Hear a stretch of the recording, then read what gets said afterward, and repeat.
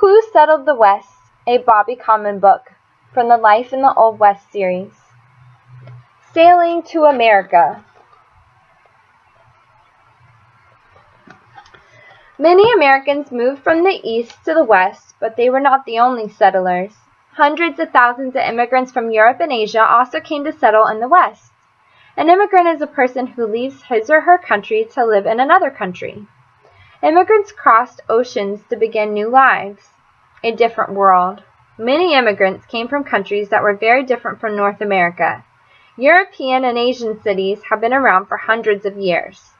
Places such as China, Prussia, and Austria-Hungary were home to huge, crowded populations. There were not enough jobs or money for everyone, and there were constant wars among the countries. Some people were not allowed to practice their religion, and many were unable to own land or a home. Spreading the news. The government of both the United States and Canada wanted its country to stretch from ocean to ocean, but both countries needed to bring people to the west to increase the population. They spent large amounts of money advertising land in the west to people in Europe. Millions of advertisements were distributed in different languages all over Europe. They promoted the West as the best place to live and repeatedly mentioned the low cost of farmland. Land of opportunity. Businesses such as railroad companies also helped promote the West by offering people jobs. Agents were sent overseas to let people know about the many opportunities in the West. The agents set up displays at county fairs and had offices in major shipping ports.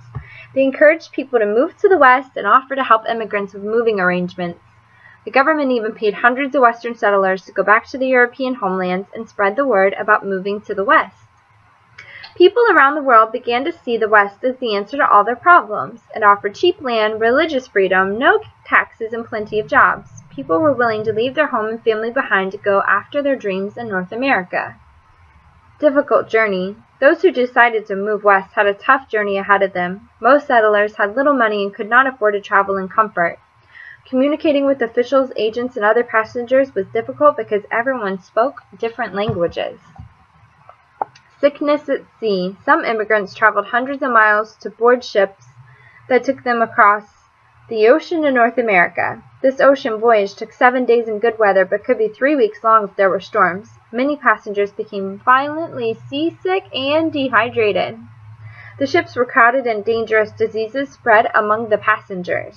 The passengers with the least money were kept in the ship's hold or bottom. If the weather was stormy, the hold was sealed, and people were not allowed in or out, even if they were sick or hungry.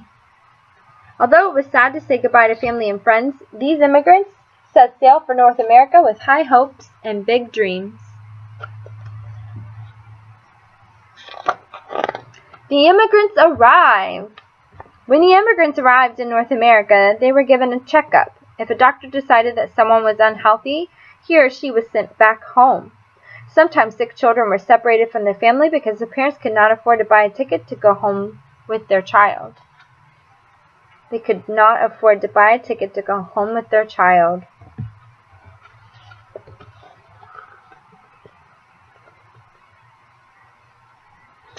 What was your name again? Many settlers arrived from Austria-Hungary. Austria-Hungary had taken over most of the countries in Eastern Europe. Austrians, Hungarians, Slavs, and Ukrainians were all Austro-Hungarians. Immigration officers found it difficult to classify settlers from these countries. They often guessed incorrectly the homelands of the immigrants or spelled their names wrong. The immigrants could not speak English to correct the error, so their names were changed forever. Austro-Hungarians settled all over the West, especially on the plains, where the land was similar to that of Europe. The Slavic family is putting the finishing touches on their new home. They are spreading a mud paste over the walls to seal the holes between the logs. The mud kept out much of the wind during the cold winter.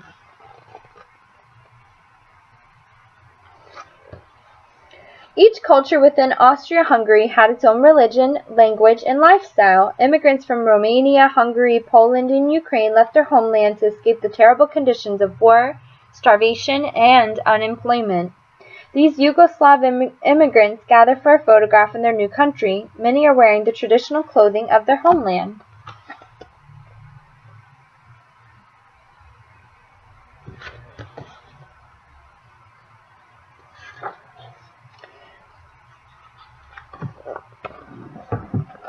In Scotland, farms were called crofts. Many Scottish farmers called crofters left their homeland to start farms in the West. Scotland's climate and land were similar to the northern areas of the West, and the crofters prospered on their new land. Many Irish settlers worked in the construction of western canals, roadways, and railroads. Once this work was finished, the Irish workers became residents in many of the towns built along these transportation lines. Scandinavia is made up of the countries of Sweden, Norway, Finland, and Denmark. Millions of Scandinavians left their homelands to live in Western North America for different reasons. People from Denmark left because of problems in their church. Finns were ruled unfairly by the Russian government. Swedes experienced severe crop failures and low-paying jobs. Many Scandinavians settled in the northern plains of the United States and Canada because the weather was similar to that of their homeland.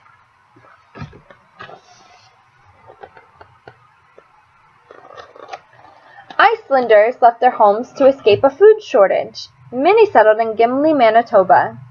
This Canadian town's name meant paradise. It was not quite heaven for the first few years, however. Diseases such as smallpox killed a quarter of the Icelandic population. Despite this tragedy, the Icelanders stayed and established a strong farming community. Many Italians worked on the railroad or in the mines. Their jobs were organized by a sponsor called a patron. A patron helped Italian immigrants find work. The first Italians in the West often went home to their families during the winter when their work term was over.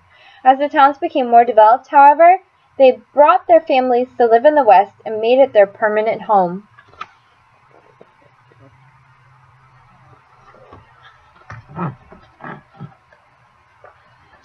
Religious groups such as Jews, Mennonites, Hutterites, and Doukhobors lived throughout Europe and Asia. When they came west, they all wanted religious freedom. At home, they were rarely allowed to worship in peace. The United States and Canada offered religious freedom and cheap land, two very good reasons for immigration. Many Jewish families started businesses in towns. The Mennonites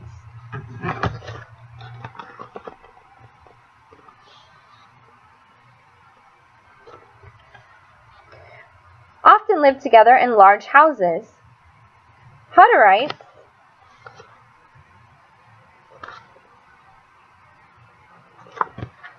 and Doukhobors worked hard to establish farms on the prairies. Thousands of Chinese men came to the West to work in the mines and help build the railroad. They did the most dangerous jobs, lived under poor conditions, and were paid low wages. The Chinese had a very different culture from that of North Americans and Europeans, and were often treated with hostility. Although most Chinese came to earn money for their families in China, many later brought their families to settle in the West.